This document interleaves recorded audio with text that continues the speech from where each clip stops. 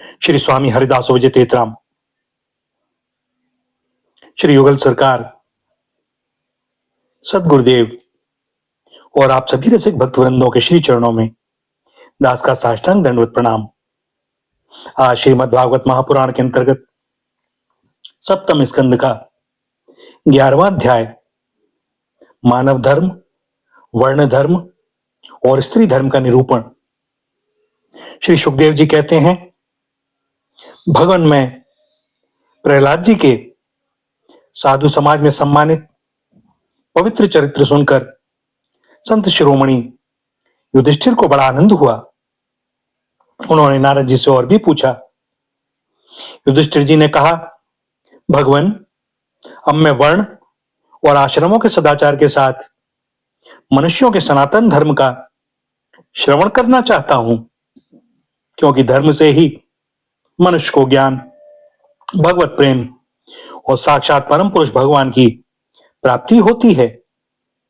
आप स्वयं प्रजापति ब्रह्मा जी के पुत्र हैं और नारद जी आपकी तपस्या, योग एवं समाधि के कारण वे अपने दूसरे पुत्रों की अपेक्षा आपका अधिक सम्मान भी करते हैं। आपके समान नारायण परायण, दयालु, सदाचारी और शांत ब्राह्मण धर्म के गुप्त से गुप्त रहस्य को जैसा यथार्थ रूप से जानते हैं, दूसरे लोग वैसा नहीं जानते। नारद जी ने कहा, युधिष्ठिर, अजन्मा भगवान ही समस्त धर्मों के मूल कारण हैं। वही प्रभु चराचर जगत के कल्याण के लिए धर्म और दक्ष पुत्री मूर्ति के द्वारा अपने अंश से अवतीर्ण होकर बद्रिकाश्रम में तपस्या कर रहे हैं। उन नारायण भगवान को नमस्कार करके उन्हीं के मुख से सुने हुए सनातन धर्म का मैं वर्णन करता हूं।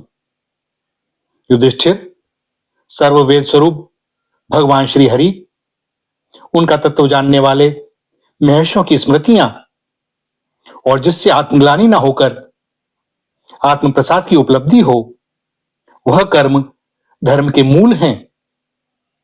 युधिष्ठिर, धर्म के 30 लक्षण शास्त्रों में कहे गए हैं।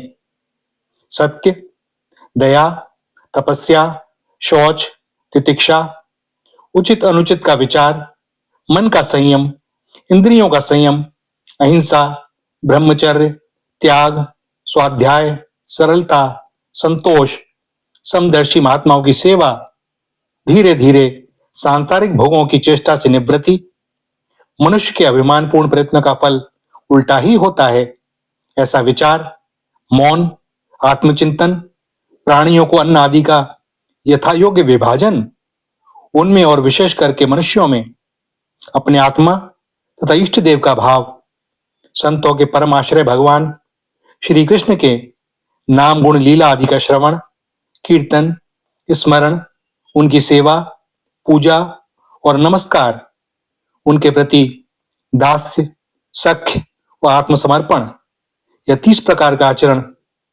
सभी मनुष्यों का परम धर्म है। इसके पालन से सर्वात्मा भगवान प्रसन्न होते हैं। धर्मराज, जिनके वंश में अखंड रूप से संस्कार होते आए हैं और जिन्हें ब्रह्मा जी ने संस्कार के योग्य स्वीकार किया है, उन्हें द्विज कहते हैं। जन्म और कर्म से शुद्ध द्विजों के लिए यज्ञ, अध्ययन, दान और ब्रह्मचर्य आदि आश्रम के विशेष कर्मों का विधान है। अध्ययन, अध्यापन, दान लेना, दान देना और यज्ञ करना, यज्ञ कराना, ये 6 कर्म ब्राह्मणों के हैं। क्षत्रिय को दान नहीं लेना चाहिए। प्रजा की रक्षा करने वाले क्षत्रिय का जीवन निर्वाह ब्राह्मण के सिवा और सबसे यथा योग्य कर तथा दंड आदि के द्वारा होता है। वैश्य को सर्वथा ब्राह्मण वंश का अनुयायी रहकर गौरक्षा, कृषि एवं व्यापार के द्वारा अपनी जीविका चलानी चाहिए। शूद्र का धर्म है द्विजातियों की सेवा। उसकी जीविका का निर्वाह उसका स्वामी करता है। ब्राह्मण के जीवन निर्वाह के 4 साधन 4 प्रकार के हैं। वार्ता, शालीन, यायावर और शिरोच्छन इनमें पीछे पीछे की वृत्तियां अपेक्षाकृत श्रेष्ठ हैं। भैया वार्ता का अर्थ है यज्ञाध्ययन आदि कराकर धन लेना। शालीन बिना मांगे जो कुछ मिल जाए उसी में निर्वाह करना। यायावर अर्थात नित्य प्रति धान्य आदि मांग लाना।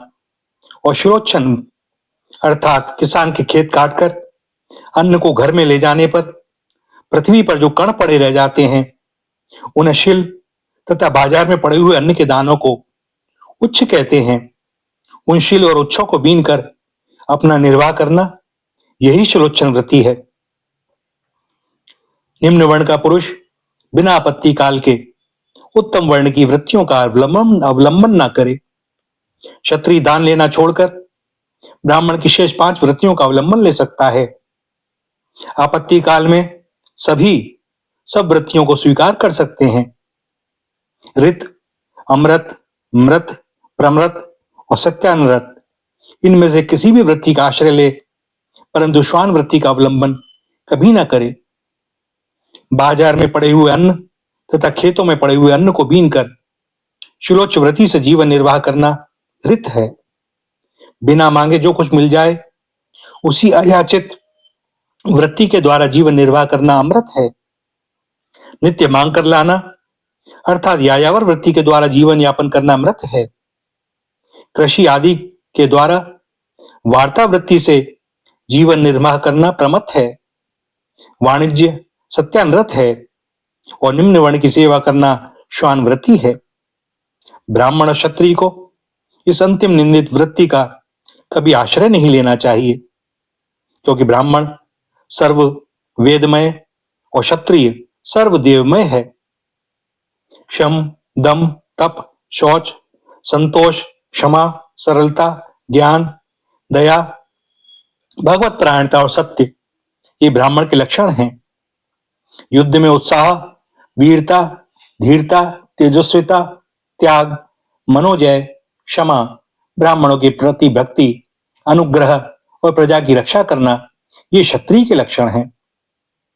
देवता, गुरु और भगवान के प्रति भक्ति, अर्थ, धर्म और काम इन तीनों पुरुषार्थों की रक्षा करना, आस्तिकता, उद्योगशीलता और व्यवहारिक निपुणता ये वैश्य के लक्षण हैं। उच्च वर्णों के सामने विनम्र रहना, पवित्रता, स्वामी की निष्कपट सेवा, वैदिक मंत्रों से रहित यज्ञ, चोरी न करना, सत्य तथा गौ ब्राह्मणों की रक्षा करना ये शूद्र के लक्षण हैं।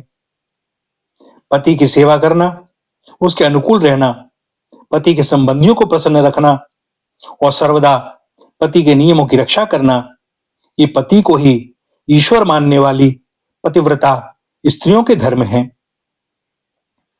साध्वी स्त्री को चाहिए कि झाड़ने, बुहारने, लीपने तथा चौक पूरने आदि से घर को और मनोहर वस्त्राभूषणों से अपने शरीर को अलंकृत रखे, सामग्रियों को साफ सुथरा रखे, अपने पतिदेव की छोटी बड़ी इच्छाओं को समय के अनुसार पूर्ण करे, विनय, इंद्रिय संयम, सत्य एवं प्रिय वचनों से प्रेम पूर्वक पतिदेव की सेवा करे, जो कुछ मिल जाए उसी में संतुष्ट रहे, किसी भी वस्तु के लिए ललचावे नहीं, सभी कार्यों में चतुर एवं धर्मज्ञ हो, सत्य और प्रिय बोले, अपने कर्तव्य में सावधान रहे, पवित्रता और प्रेम से परिपूर्ण रहकर यदि पति पतित ना हो तो उसका सहवास करे। जो लक्ष्मी जी के समान पति परायणा होकर अपने पति की उसे साक्षात भगवान का स्वरूप समझकर सेवा करती है, उसके पतिदेव वैकुंठ लोक में भगवत स्वरूप को प्राप्त होते हैं और वह लक्ष्मी जी के समान उनके साथ आनंदित होती है। युधिष्ठिर जो चोरी अथवा अन्य पाप कर्म नहीं करते, उन अंत्यज तथा चांडाल आदि अंत्यवसायी वर्ण संकर जातियों की वृत्तियां वे ही हैं जो कुल परंपरा से उनके यहां चली आई हैं। वेददर्शी ऋषि मुनियों ने युग युग में प्रायः मनुष्यों के स्वभाव के अनुसार धर्म की व्यवस्था की है। वही धर्म उनके लिए इस लोक और परलोक में कल्याणकारी है। जो स्वाभाविक वृत्ति का आश्रय लेकर अपने स्वधर्म का पालन करता है, वह धीरे धीरे उन स्वाभाविक गुणों से भी ऊपर उठ जाता है और गुणातीत हो जाता है। महाराज, जिस प्रकार बार बार बोने से खेत स्वयं ही शक्तिहीन हो जाता है और उसमें अंकुर उगना बंद हो जाता है, यहां तक कि उसमें बोया हुआ बीज भी नष्ट हो जाता है, उसी प्रकार यह चित्त, जो वासनाओं का खजाना है, विषयों का अत्यंत सेवन करने से स्वयं ही उब जाता है। परंतु स्वल्प भोगों से ऐसा नहीं होता। जैसे एक एक बूंद घी डालने से आग नहीं बुझती, परंतु एक ही साथ अधिक घी पड़ जाए तो वह बुझ जाती है। जिस पुरुष के वर्ण को बतलाने वाला जो लक्षण कहा गया है, वह यदि दूसरे वर्ण वाले में भी मिले तो उसे भी उसी वर्ण का समझना चाहिए। भैया, यह 11वें अध्याय का समापन होता है और 12वें का शुभारंभ। ब्रह्मचर्य और वानप्रस्थ आश्रमों के नियम। नारद जी कहते हैं, धर्मराज, गुरुकुल में निवास करने वाला ब्रह्मचारी अपनी इंद्रियों को वश में रखकर दास के समान अपने को छोटा माने, गुरुदेव के चरणों में सुदृढ़ अनुराग रखे और उनके हित के कार्य करता रहे। सायंकाल और प्रातःकाल गुरु, अग्नि, सूर्य और श्रेष्ठ देवताओं की उपासना करे और मौन होकर एकाग्रता से गायत्री का जप करता हुआ दोनों समय की संध्या करे। गुरु जी जब बुलावें तभी पूर्णतया अनुशासन में रहकर उनसे वेदों का स्वाध्याय करे। पाठ के प्रारंभ और अंत में उनके चरणों में सिर टेक कर प्रणाम करे। शास्त्र की आज्ञा के अनुसार मेखला, मृगचर्म, वस्त्र, जटा, दंड, कमंडल, यज्ञोपवीत तथा हाथ में कुश धारण करे। सायंकाल और प्रातःकाल भिक्षा मांग कर लाए और उसे गुरु जी को समर्पित कर दे। वे आज्ञा दें तब भोजन करे और यदि कभी आज्ञा न दें तो उपवास कर ले। अपने शील की रक्षा करे, थोड़ा खाए, अपने कामों को निपुणता के साथ करे, श्रद्धा रखे और इंद्रियों को अपने वश में रखे। स्त्री और स्त्रियों के वश में रहने वालों के साथ जितनी आवश्यकता हो उतना ही व्यवहार करे। जो ग्रस्त नहीं है और ब्रह्मचर्य का व्रत लिए हुए हैं, उसे स्त्रियों की चर्चा से अलग ही रहना चाहिए। इंद्रियां बड़ी बलवान हैं, ये प्रयत्न पूर्वक साधन करने वालों के मन को भी शुद्ध करके खींच लेती हैं। युवक, ब्रह्मचारी युवती गुरु पत्नियों से बाल सुलझवाना, शरीर मलवाना, स्नान करवाना, उपटन लगवाना इत्यादि कार्य न करावे। स्त्रियां अग्नि के समान हैं और पुरुष घी के घड़े के समान। एकांत में तो अपनी कन्या के साथ भी न रहना चाहिए। जब वह एकांत में ना हो तब भी आवश्यकता के अनुसार ही उसके पास रहना चाहिए। जब तक यह जीव आत्म साक्षात्कार के द्वारा इन देह और इंद्रियों को प्रतीति मात्र निश्चय करके स्वतंत्र नहीं हो जाता, तब तक मैं पुरुष हूं और यह स्त्री है, यह द्वैत नहीं मिटता। और तब तक यह भी निश्चित है कि ऐसे पुरुष यदि स्त्री के संसर्ग में रहेंगे तो उनकी उनमें भोग्य बुद्धि हो ही जाएगी। ये सब शील रक्षादि गुण गृहस्थ के लिए और सन्यासी के लिए भी विहित हैं। गृहस्थ के लिए गुरुकुल में रहकर गुरु की सेवा करना वैकल्पिक है, क्योंकि ऋतु गमन के कारण उसे वहां से अलग भी होना पड़ता है। जो ब्रह्मचर्य का व्रत धारण करें, उन्हें चाहिए कि वे सुरमा या तेल न लगावें, उपटन न मिले न मलें, स्त्रियों के चित्र न बनावें, मांस और मद्य से कोई संबंध न रखें, फूलों के हार, इत्र, फुलेल, चंदन और आभूषणों का त्याग कर दें। इस प्रकार गुरुकुल में निवास करके द्विजाति को अपनी शक्ति और आवश्यकता के अनुसार वेद, उनके अंग, शिक्षा, कल्प आदि और उपनिषदों का अध्ययन तथा ज्ञान प्राप्त करना चाहिए। फिर यदि सामर्थ्य हो तो गुरु को मुंह मांगी दक्षिणा देनी चाहिए।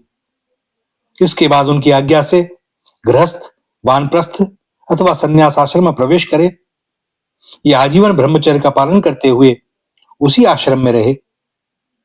यद्यपि भगवान स्वरूपतः सर्वत्र एक रस स्थित हैं, अतएव उनका कहीं प्रवेश करना या निकलना नहीं हो सकता।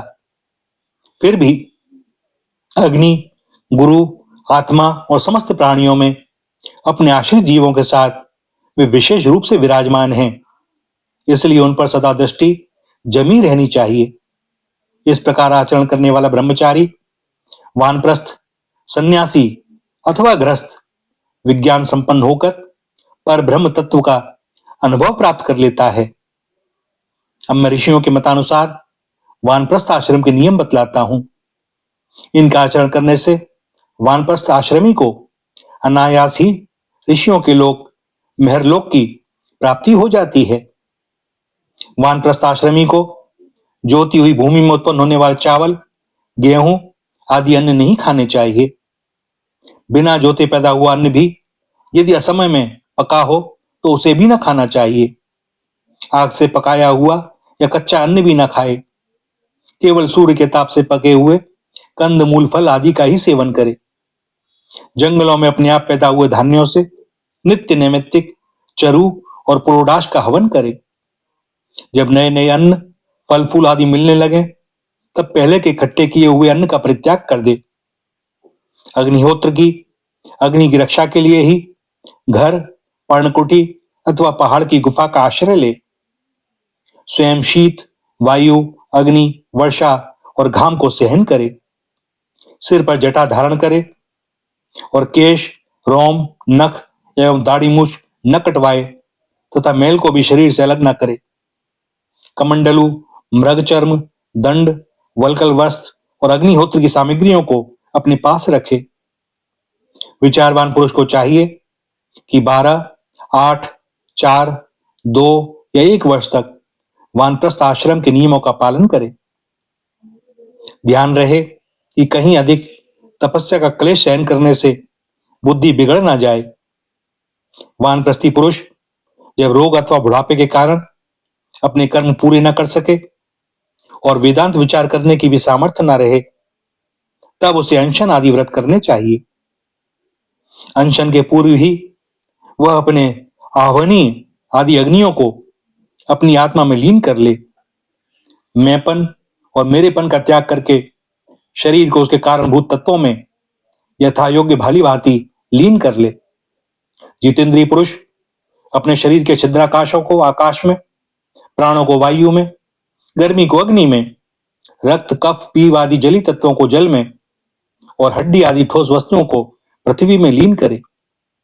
इसी प्रकार वाणी और उसके कर्म भाषण को उसके अधिष्ठात्र देवता अग्नि में, हाथ और उसके द्वारा होने वाले कला कौशल को इंद्र में, चरण और उसकी गति को काल स्वरूप विष्णु में, रति और उपस्थ को प्रजापति में एवं पायु और मलोत्सर्ग को उनके आश्रय के अनुसार मृत्यु में लीन कर दे।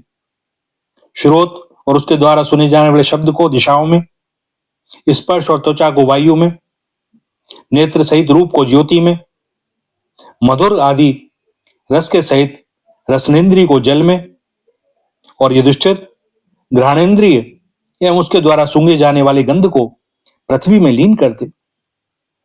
मनोरथों के साथ मन को चंद्रमा में, समझ में आने वाले पदार्थों के सहित बुद्धि को ब्रह्मा में तथा अहंता और ममता रूप क्रिया करने वाले अहंकार को उसके कर्मों के साथ रुद्र में लीन कर दे।